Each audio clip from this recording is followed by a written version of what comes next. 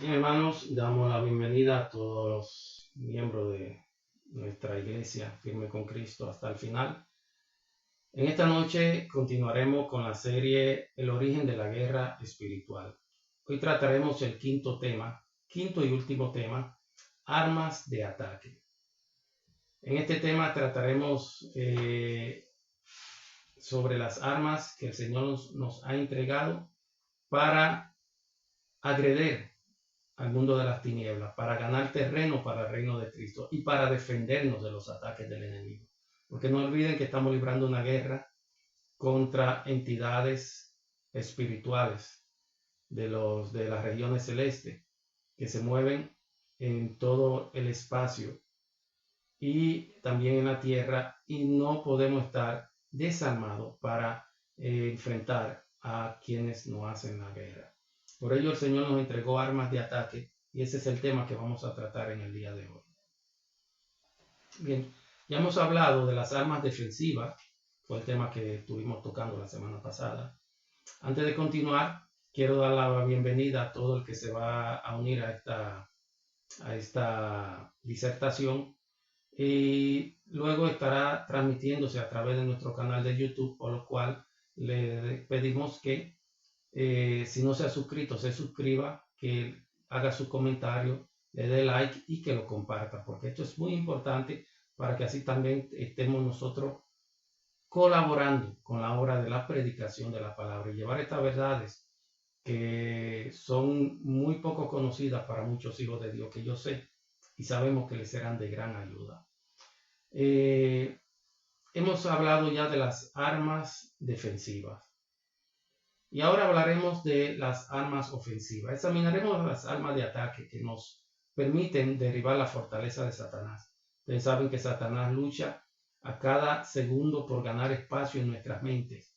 Es importante que veamos que nuestro deber es tomar la ofensiva, es decir, hermanos, no ser pasivos, sino avanzar, atacar el reino de Satanás. Es un hecho histórico, hermano, y debemos saber esto, que ningún ejército jamás ha ganado una guerra estando siempre a la defensiva. Para ganar la guerra hay que avanzar, ir siempre a la ofensiva. En una ocasión alguien le preguntó a un gran estratega militar, ¿cómo se ganan las guerras? ¿Qué ejército es el que gana la guerra? Y este señor responde, el que gana la guerra es el ejército que avanza. Entonces debemos avanzar, no podemos ser pasivos en cuanto a los ataques del enemigo. Quizás sea una manera simplista de ver las cosas, pero al menos es cierto, nunca, hermano, ganaremos la guerra si retrocedemos, no aún hermanos, si solo mantenemos nuestra posición. Hay muchos que solo reciben y están en una posición de confort y se protegen, usan las armas defensivas y se protegen, pero eso no quiere decir que están avanzando en tomar territorio, que están avanzando en agredir a las tinieblas. No debemos recibir los ataques, debemos repelerlos, pero también debemos contraatacar a quien nos ataca. Por eso, mientras Satanás logre mantener a la iglesia y a cada uno de nosotros a la defensiva, el reino satánico nunca será vencido. Hoy la iglesia del mundo solo viven a la defensiva. Se mantienen tranquila y no quieren trastornar el mundo de las tinieblas. No quieren quitarle territorio. No quieren enfrentar a las entidades del mal por su nombre, porque tienen temor. Y por eso solo viven recibiendo los ataques y están a la defensiva. Nuestra obligación es abandonar esta posición, esta zona de confort e ir de estar a la defensiva e ir a la ofensiva, hermanos.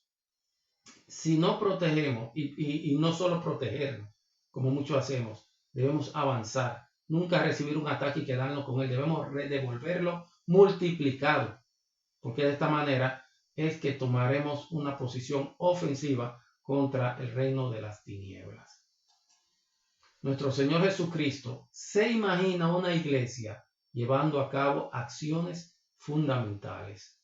Estas acciones consisten en edificar y batallar. O sea, me defiendo pero ataco, edificar y batallar. Estas dos actividades siempre van juntas. No podemos siempre estar a la defensiva. Debemos también agredir al reino de las tinieblas, porque de esta manera ganaremos respeto, ganaremos rango por la victoria que obtengamos y ganaremos un nivel espiritual dentro del reino. Entonces debemos edificar y batallar. Esta palabra tiene muchas más connotaciones que podremos ir viendo más adelante. De manera que de nada sirve batallar si no edificamos. Por otra parte, no podemos edificar sin batallar. No podemos quitarle territorio al enemigo para edificar el reino de los cielos, para ampliar el reino de Dios en la tierra, ganando almas para el reino de Cristo sin entrar en batalla, hermanos. Por eso es que el reino de Dios, dice Jesús cuando llegó a la tierra, el reino de los cielos ha llegado. Y desde hoy sufre violencia porque es una guerra por el territorio. Y el territorio es la mente de cada ser humano para aceptar o rechazar el plan de salvación que Cristo le ofrece. Así que debemos de estar conscientes de que es necesario edificar la iglesia y luchar contra las fuerzas de Satanás. Debemos ser representantes de la victoria de Cristo, siempre y en todo lugar donde nos encontremos, hermanos. Por medio de nosotros, Dios va a demostrar públicamente la victoria que Cristo ha ganado. Somos nosotros los que vamos a mostrarle al universo, lo que vamos a mostrarle al mundo, la victoria de Cristo en la cruz, porque Cristo ya la ganó, pero nos dio a nosotros el privilegio de demostrar al mundo, demostrar a las tinieblas qué clase de victoria Él ganó. Se trata de la victoria sobre los gobernantes y autoridades y las potestades de Satanás, hermanos. Esta victoria ha de presentarse por medio de nosotros y únicamente nosotros. Por eso el Señor encomendó los ángeles al servicio de los herederos de la salvación, porque no estamos solos. Hay ángeles poderosos que luchan con nosotros en la batalla, porque somos nosotros. Pero fíjense que los ángeles en el conflicto no se dejan ver. Somos nosotros los que damos la cara. Somos nosotros los que damos las órdenes. Entonces, el Señor muestra su victoria al mundo y al mundo de las tinieblas a través de nosotros. Y así se evidencia lo que Cristo ha ganado por nosotros en la cruz del Calvario. Pero nuestra misión es manifestar aquella victoria sobre Satanás y su reino que Jesús ya ha ganado. Es nuestra misión. Que no se nos olvide eso. Por eso le decía en días anteriores que debemos estar conscientes quiénes somos. Debemos estar conscientes por qué somos y para qué somos. Solo podemos hacerlo al dejar de tener una actitud defensiva y tomar la ofensiva en esta guerra. Para esto necesitamos armas. Y estas armas nos las da el Señor a través de su palabra. Una de las armas más importantes es la espada del Espíritu. La espada del Espíritu se divide y se subdivide en diferentes armas que vamos a ver más adelante. Pero debemos tomar la espada. Y esta espada puede ser tanto simbólica como puede ser real. Porque yo estoy seguro que cada uno de ustedes, cuando entraron en guerra espiritual, el Señor le entregó una espada en las manos. Y muchos la han visto. Y saben de qué color es su espada. Y saben del material que está hecha. Pero también aquí la Biblia compara la palabra de Dios a una espada que penetra y es cortante. Hebreos 4:12 dice lo siguiente: ciertamente la palabra de Dios es viva y poderosa y más cortante que cualquier espada de dos filos. Penetra hasta lo más profundo del alma, el espíritu, hasta la médula de los huesos y juzga los pensamientos, las intenciones del corazón. La palabra de Dios penetra cada área de la personalidad humana. Penetra hasta los tuétanos, la parte más oculta del cuerpo. También penetra hasta partir el alma y el espíritu. Fíjense la profundidad de la espada. La parte más íntima de la personalidad humana. No solo penetra en lo físico, penetra hasta en lo espiritual. Porque penetra hasta partir el alma y el espíritu. Es más cortante que toda espada de dos filos. Apocalipsis, donde Jesús estuvo con Juan en una visión, y Juan pudo ver a Jesús en su gloria, le mostró a la iglesia una de las cosas que vio fue una espada que salía de la boca de Jesús. En su mano derecha tenía 7 estrellas y de su boca salía una espada aguda de 2 filos. Hay otra arma importante que debemos tener en cuenta, hermanos. Dios nos ha provisto de armas espirituales apropiadas a fin de que podamos arremeter contra las fortalezas de Satanás y derribarlas. Segunda de Corintios 10:4 dice lo siguiente: porque las armas de nuestra milicia no son carnales, hermanos. Esto es interesante, no son carnales, sino no son físicas ni materiales. No se tratan de bombas, como muchos pueden pensar. No se tratan de balas, ni de tanques de guerra, ni de aviones, sino poderosas en Dios para destrucción de fortalezas. Por supuesto, esto no se refiere a la fortaleza, esto se refiere a la fortaleza de Satanás. En otra palabra, Dios nos ha provisto de armas espirituales y están reveladas en las Escrituras, las cuales se revela la Escritura que hay 4 armas espirituales importantes que sirven para atacar al enemigo. Y la oración es una de ellas, hermanos. Estas armas son la oración, la alabanza, la predicación y el testimonio. Cada vez que nosotros usamos estas armas, estamos agrediendo a las tinieblas. Estamos quitando territorio a las tinieblas. Estamos implantando el reino de los cielos aquí en la tierra. La oración es mucho más que un arma, mucho más diferentes aspectos de la oración. Uno de ellos es que la oración es un arma de batalla espiritual y es la más poderosa de todas las armas que Dios nos ha entregado.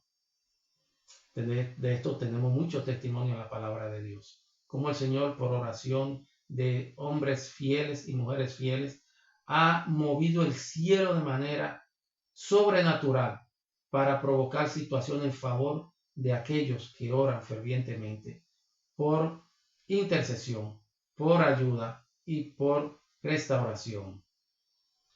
Piensen en la oración como un proyectil, hermano. Y esto es interesante porque en una administración que tuvimos, el pastor Mejía y yo, había una persona que estaba en un lugar muy escondido, que costó trabajo descubrir. Y declaramos la palabra y le enviamos una serie de ataques que esa persona, según nos contaba la entidad que estaba viendo lo que estaba pasando, que se secó de una manera, se puso chiquitito y se secó y se consumió. Y fue destruido él y todos los portales que tenía en una cueva donde estaba trabajando a favor de las tinieblas. Dice que aquí que la oración es como un proyectil balístico intercontinental. Si yo oro aquí en favor de una persona que pueda estar de aquel lado del mundo, esa oración va a atravesar el espacio-tiempo y va a llegar en cuestiones de segundos a surgir el efecto declarado a través de la palabra. Este tipo de proyectil se lanza desde un continente y un sistema de guía avanzado lo dirige a otro continente. Por ejemplo, desde aquí hemos orado por personas que están de aquel lado del mundo y hay un GPS espiritual que lleva ese ataque, esa oración al lugar preciso, sin errar al blanco, hermano. Por eso tenemos un arma poderosa a través de la oración, donde se destruye el blanco señalado. En la oración no existe ninguna limitación de tiempo, ni de distancia, ni de espacio. Con ella podemos arremeter contra la fortaleza de Satanás en cualquier sitio del mundo y hasta en los lugares celestiales. Porque muchas veces desde aquí mandamos a destruir regiones de cautividad que están en los lugares celestiales. Y así sucede. O sea, la oración no conoce límites, no conoce barreras, penetra donde quiera que se le envíe. Por eso debemos saber usar este aliado, esta arma de ataque que nos ayudará a mantener nuestra área y nuestro territorio protegido y cubierto a través de esta arma poderosa. Con ella podemos arremeter contra la fortaleza de Satanás en cualquier sitio en los lugares celestiales. En el libro de Hechos 12:1-6 se relata una historia interesante y fue el arresto de Pedro por parte del rey Herodes. Dice que lo metió en la cárcel, lo puso bajo vigilancia, pero no cualquier tipo de vigilancia. 4 grupos de 4, cada uno de 4 soldados. Mientras Pedro estaba en la cárcel, la iglesia estaba orando constante y fervientemente a Dios por él. Pedro dormía, ¿verdad?, entre 2 soldados, sujetos con 2 cadenas, y otros guardias vigilaban la entrada de la cárcel. O sea, que estaba bien, como diríamos en nuestro idioma, bien cogido, como decimos en buen dominicano. Pedro se encontraba en la cárcel de máxima seguridad. Herodes estaba resuelto a impedir que rescataran a Pedro, que había mandado a que lo vigilaran día y noche 4 grupos de soldados cada uno, de los cuales se hacían relevo cada 4 horas. Había un soldado que estaba encadenado a las manos de Pedro y otro soldado estaba encadenado a los pies. Voy a hacer una pausa. Bien, y otro soldado estaba encadenado a los pies. En lo natural, era imposible cualquier tipo de rescate para Pedro. Necesitaría un grupo élite para poder salir de ahí. Iba a provocar mucho daño y mucho destrozo. Pero Dios tiene 1001 maneras de actuar en favor de sus hijos cuando oran fervientemente. Sin embargo, la iglesia estaba orando sin cesar, de día y de noche. Hay momentos que simplemente orar de día, hermano, no es suficiente. Jesús le dijo a Lucas, dijo en Lucas 18, que Dios haría justicia a sus escogidos que clamaran día y noche. A veces es necesario orar con mucha intensidad si queremos que Dios actúe. Dios contestó la oración de la iglesia al mandar a un ángel a libertar a Pedro de manera sobrenatural. También debemos saber algo, que a la oración se une el ayuno. No está aquí detallado como un arma más, pero porque va unida al ayuno. Ustedes pueden estar seguros que mientras esos hermanos estaban orando por Pedro, ahí en el aposento, en el lugar donde estaban, pueden escribirlo y asegurarlo, aunque la Biblia no lo describe, que estaban ayunando. Porque el ayuno, junto a la oración, mueve el cielo a orar. Y recuérdense varios casos que nos relata la Biblia. Y uno de estos casos está en el libro de Daniel.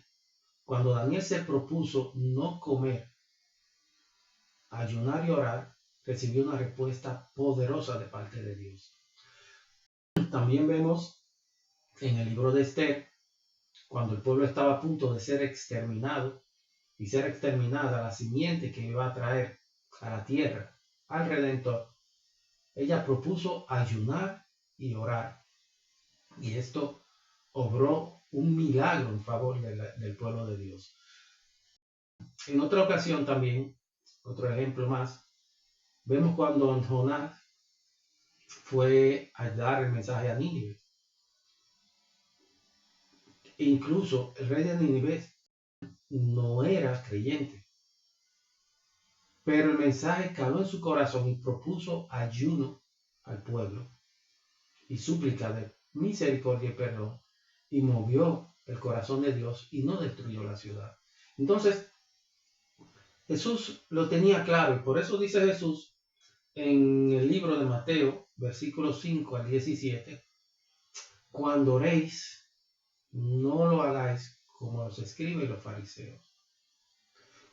El él mencionar la palabra cuando oréis da a entender que Jesús tenía por sentado de que los hijos de Dios debían ejercer el ministerio de la oración.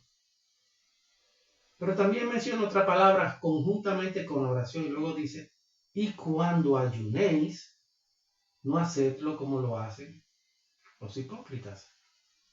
Entonces, el Señor nos está diciendo que cuando estamos metidos en oración y propósito, debemos hacerlo conjuntamente con ayuno, porque esto fortalece el deseo y mueve los cielos a orar en favor de nosotros.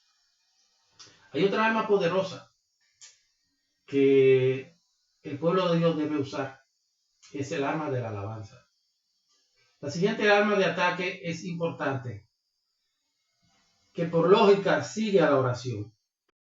Recuérdense que cada vez que Dios obraba poderosamente en favor de su pueblo, cuando el pueblo oraba y Dios respondía a la oración, luego le procedía y seguía a esa victoria que Dios entregaba al pueblo, al milagro que el Señor realizaba, cánticos de alabanza, salmos de alabanza. Entonces, la alabanza es un arma que va ligada a la oración. En cierto sentido, se puede considerar que la alabanza es un tipo de oración. Sabemos que la alabanza es una oración cantada. En la Biblia, la alabanza se relaciona frecuentemente con lo grande y terrible que es Dios. La alabanza hace que Dios se manifieste sobrenaturalmente. Una alabanza es la respuesta apropiada cuando Dios muestra su poder en nuestras vidas. También debemos considerar esto, hermano. Cuando usted esté pasando por una prueba, cuando esté pasando por un proceso, una de las maneras de saber que estamos saliendo del proceso es cuando de nuestra alma irrumpen cánticos de alabanza a Dios. Si usted está en un proceso y una prueba, pasando por una prueba, y quiere saber cuándo está saliendo de esa prueba, cuándo Dios está dando la salida, es cuando en su ser, en su alma surge el deseo de alabar al Señor. Dar cántico de alabanza por lo grande que es nuestro Dios. Entonces, cuando Dios muestra su poder, el propósito de usar la alabanza como un arma es callar a Satanás. Cuando usted está en ese proceso y él ve que no puede y que aún dentro del proceso usted alaba y glorifica el nombre de Dios, usted está acallando las acusaciones de Satanás, por las cuales Dios le permitió que usted entrara en ese proceso para demostrarle a él de que usted está sólido, está firme en sus caminos. Muchas veces entramos en procesos simplemente y Dios permite que seamos probados para hacerle ver a Satanás de qué material estamos hechos. Y la alabanza es el cántico que irrumpe en nuestro ser cuando estamos saliendo de ese proceso. Él nos acusa día y noche para hacernos sentir culpables delante de Dios. Esta es un arma principal que él usa contra nosotros. Pero la alabanza entonces le calla la boca a Satanás. Muchas personas se preguntan ¿por qué Dios no calla a Satanás? Hermanos, él no lo hace simplemente porque nos ha dado a nosotros la manera de callarlo. Y él no lo va a hacer por nosotros. Dios no va a hacer nada por nosotros que él haya determinado en su infinito saber que debemos hacerlo nosotros. Por eso es que hay procesos que aunque nosotros hagamos lo que hagamos, no vamos a salir de él hasta que nosotros determinemos, hasta por medio de nuestra actitud y nuestro proceder, en medio del proceso que ya estamos listos para salir. Entonces Dios va a dar conclusión a ese proceso. Él no va a hacer nada por nosotros. Es mediante la alabanza que podemos cerrar la boca del diablo. La alabanza asciende y traspasa los lugares celestiales, llega al trono de Dios y calla las acusaciones del enemigo, calla las acusaciones de Satanás en contra de nosotros. Es mediante la alabanza que podemos cerrar la boca de Satanás, del diablo. La alabanza asciende y entra en los lugares celestiales, llega al trono de Dios y calla las acusaciones de el enemigo en contra de nosotros. Otra arma de ataque, hermanos. Recuérdense que las armas de ataque son aquellas que quitan terreno al enemigo y engrandecen y amplían el reino de Dios en la tierra. El arma de la predicación. Esta arma tiene una relación estrecha con la palabra de Dios, la predicación. Ciertamente la palabra de Dios es viva y poderosa, más cortante que cualquier espada de dos filos. Penetra hasta lo profundo del alma y el espíritu, hasta la médula de los huesos. Juzga los pensamientos, las intenciones del corazón. Jeremías 23:29 dice: ¿no es acaso la palabra de Dios como fuego o como martillo que pulveriza toda la fortaleza del enemigo? Hay poder cuando se predica la palabra de Dios. Dios y los resultados de esa predicación están garantizados, hermanos.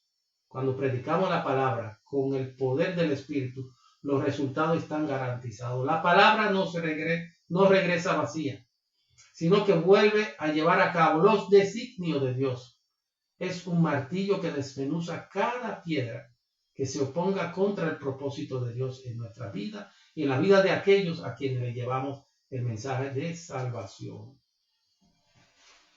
Esta arma es maravillosa porque me recuerda siempre la historia del endemoniado Gadareno.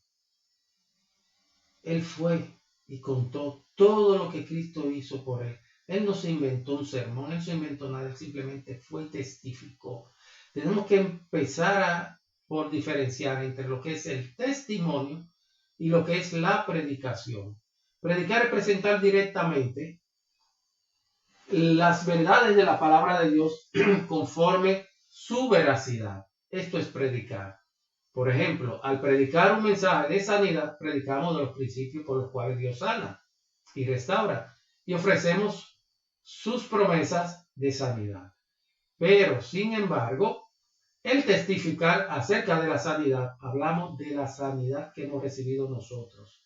O sea, la mejor prédica que podemos hacer, hermanos, nuestro testimonio, lo que Dios hizo por nosotros.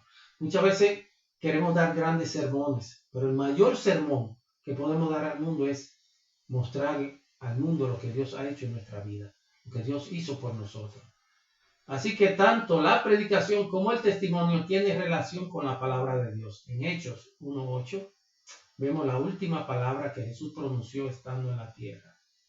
Pero cuando venga el Espíritu Santo sobre ustedes, recibirán poder y serán testigos en Jerusalén, como en toda Judea y en Samaria, y hasta los confines de la tierra. El arma principal de los creyentes es el testimonio.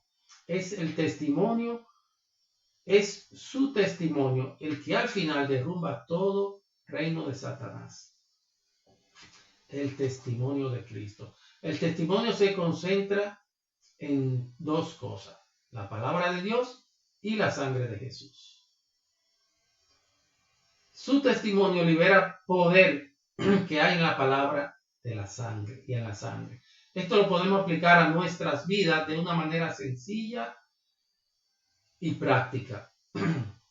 Vencemos a Satanás cuando damos testimonio de lo que la palabra de Dios dice que la sangre de Jesús hace por nosotros. De esta manera vencemos a Satanás cuando testificamos al mundo cuán grandes cosas ha hecho el Señor por nosotros por medio de su sacrificio en la cruz del Calvario. Y para poder testificar de forma eficaz lo que la palabra de Dios dice acerca de la sangre de Cristo, debemos saber lo que es en realidad y lo que dice Dios acerca de ella. La Biblia nos revela 5 cosas, 5 cosas muy importantes que Dios provee por medio de la sangre de Cristo. En el libro de Efesios 1:7 dice que tenemos la redención mediante su sangre, el perdón de nuestros pecados conforme a la riqueza de su gracia. En Efesios 1:7 también dice, este pasaje nos habla de 2 cosas que Dios provee por medio de la sangre de Cristo. Primeramente provee la redención, o sea, somos redimidos, y en segundo lugar nos da perdón, somos perdonados. Como vemos en Juan 1, versículo 7, dice lo siguiente, mas si andamos en luz, tenemos comunión los unos con los otros, y la sangre de Jesús, su Hijo, nos limpia de todo pecado. La sangre de Jesús nos limpia constantemente. La sangre, por esa sangre podemos ser purificados espiritualmente todo momento. En todo momento, hermanos, somos purificados y podemos apelar a esa sangre derramada en la cruz. Por esa sangre podemos siempre atravesar el velo de la misericordia de Dios. Romanos 5:9 dice lo siguiente, entonces, mucho más habiendo sido ahora purificados por su sangre, seremos salvos de la ira de Dios. Somos justificados, lo cual significa que somos hechos justos. Mejor definición de ser purificado es ser como si nunca hubiésemos pecado, porque hemos sido hechos justos con la justicia que no conoció pecado, es decir, la justicia de Cristo. Por eso cuando Jesús se presenta a interceder por nosotros, Dios no nos está mirando a nosotros, Él está mirando a Jesús. Y como en Jesús no hubo pecado, Él nunca se va a acordar de nuestros pecados, porque cuando lo confesamos y aceptamos a Jesús y aceptamos el sacrificio de esa sangre, nuestros pecados pasan a Jesús. Y como Jesús no cometió pecado, Dios cuando nos mira nunca va a haber pecado en nosotros, porque está viendo a su Hijo en nosotros. La Biblia nos dice también que podemos ser santificados por medio de la sangre de Cristo. Y santificar significa hacer santo o separado para Dios. Y es bueno que recuerden esta palabra santificar y su significado, porque en otra ocasión vamos a tocar un tema sobre algo que Dios hizo santo y nosotros lo hemos pervertido con nuestra desobediencia. He aquí las 5 cosas que Dios provee por medio de la sangre de Cristo. Primero, somos redimidos. Segundo, somos perdonados. Tercero, somos purificados. Cuarto, somos justificados. Y quinto, somos santificados. Y dice la palabra en Hebreos 12:14, buscad la paz con todo y la santidad, porque sin la santidad nadie verá el rostro de Dios. Anteriormente le dije que tenemos que tratar este tema nuevamente dentro de nuestra iglesia, porque necesitamos entender a todo lo que se liga a la palabra santidad y a todo lo que implica que nosotros seamos santos. No simplemente decirlo, esto implica muchas más cosas que nosotros debemos estar haciendo, porque ya hemos sido santificados por medio de la sangre de Cristo Jesús. Hermanos, lo que Dios ha provisto solo puede obrar plenamente en nuestra vida cuando testificamos personalmente de ello. Debemos tener de nuevo en expresar verbalmente nuestras convicciones, y lo podríamos hacer declarando la siguiente palabra: por medio de la sangre de Cristo soy redimido del poder de Satanás. Por medio de la sangre de Cristo todos mis pecados son perdonados. La sangre de Cristo me limpia de todo pecado. Por medio de la sangre de Cristo soy justificado, es decir, hecho justo, como si nunca hubiera pecado. Por medio de la sangre de Cristo soy santificado, ahora soy santo, apartado para Dios. Ya no estoy en el territorio de Satanás, he sido injertado en el reino de los cielos, he sido nuevamente reintroducido como un hijo de Dios en el reino de los cielos. para triunfar en la vida espiritual debemos tomar la ofensiva en todo momento, hermanos, con las armas que Dios ha provisto para nosotros. Esto nunca debemos olvidarlo. No basta solo con defendernos y esperar que el Señor nos libre. Él no va a hacer por nosotros lo que ya nosotros debemos hacer.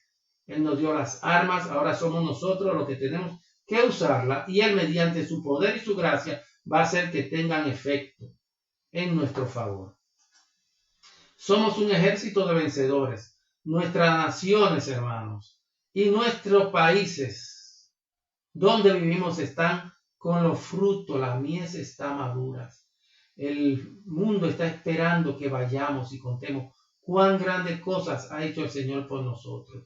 Los frutos están maduros en espera de un pueblo que los conquistará con el evangelio del reino de los cielos, que impondrá mediante la agresión y la toma de territorio, la edificación, tomará el reino de Satanás, desterrará el reino de Satanás para instaurar en cada corazón el reino de los cielos. Que el Señor nos bendiga y que entendamos que no hemos sido dejados sin ningún tipo de defensa. Dios nos dio armas de defensa y armas de ataque. Y es nuestra responsabilidad, y así Dios lo espera, porque Él no va a hacer lo que va a hacer cada arma de esa en su lugar donde la usemos. Él no va a hacer por nosotros lo que nosotros debemos de hacer. Nos toca a nosotros empoderarnos, tomar esas armas, aprender a usarlas y usarlas para que entonces Dios pueda hacer a través de ese uso lo que Él ha determinado en su palabra. Y os dará poder. Que el Señor nos bendiga y que nos mantengamos firmes con Cristo, conociendo de que en este conflicto Dios no nos ha dejado solos, nos ha artillado con armamento poderoso que ninguna armada de este planeta lo posee. Y nosotros, simples mortales, lo poseemos. Y podemos arremeter tanto como contra el mundo natural, con el mundo, igual como contra el mundo espiritual, y tener resultados para glorificar el nombre de Dios. Así que, hermanos, bendiciones, firme con Cristo, compartamos este contenido cuando salga al canal, comentémoslo, denle like y sigamos adelante hasta el final. Nos vemos en otra ocasión. Bendiciones, hermanos.